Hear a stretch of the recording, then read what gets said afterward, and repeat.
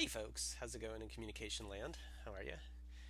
So today we're going to talk about leadership, and specifically we're going to talk about leadership styles. Leadership styles, and with leadership styles, there are different types of leadership styles that are out there. So one of them is the authoritarian leadership style, and with the authoritarian leadership style, what you're talking about is a situation where there is very little input from the group. The leader kind of makes decisions by himself or herself with very little input from others. And this style also is very undemocratic, so not democratic at all. The leader makes the decision by themselves. And kind of the bad side about it is that leaders sometimes, when they make decisions by themselves, make bad decisions because they don't have as much information. They don't have the right information necessarily. They can let their egos get out of control, and so they make some really bad decisions. So it's kind of the bad side of it is that the advantage of leadership in the authoritarian style is that it is quick and efficient. So that's the advantage of it. It opens itself up for a lot of abuse a lot of times, because the leader has kind of a lot of power and is able to basically raise hell. And this is a good example here of Darth Vader, choking someone out who disagrees with him, and kind of ruling over others. Great example of leadership in the authoritarian version getting kind of out of control would be Joseph Stalin. Joseph Stalin, terrible guy.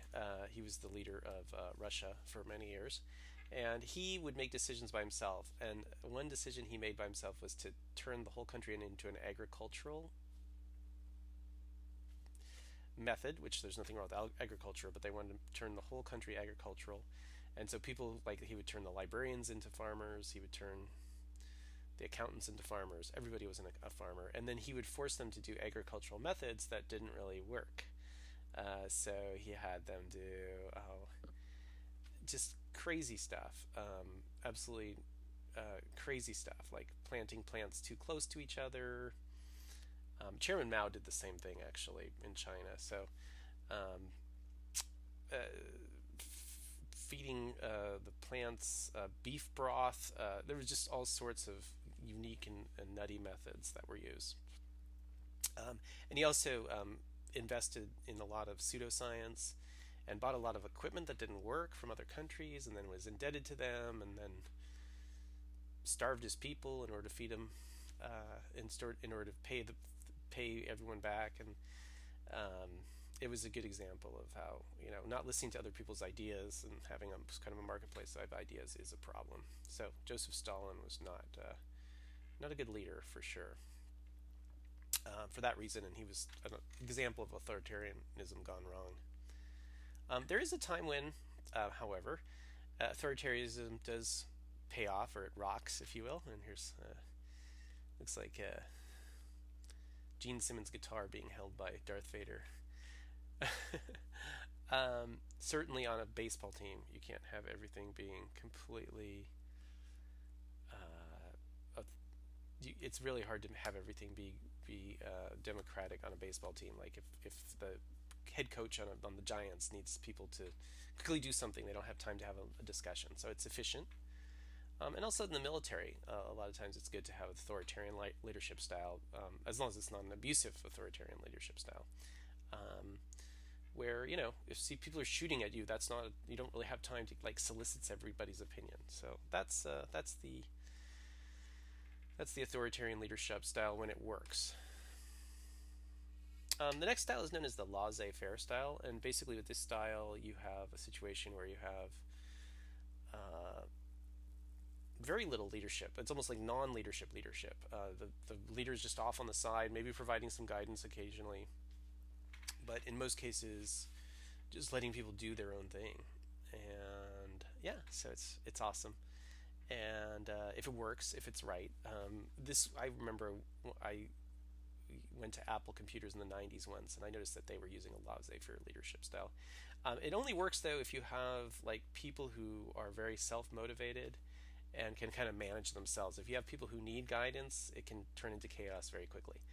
So, but it's a very laid-back leadership style, and a lot of direction is just not given. It's just people sort of figure out for themselves what they're going to do.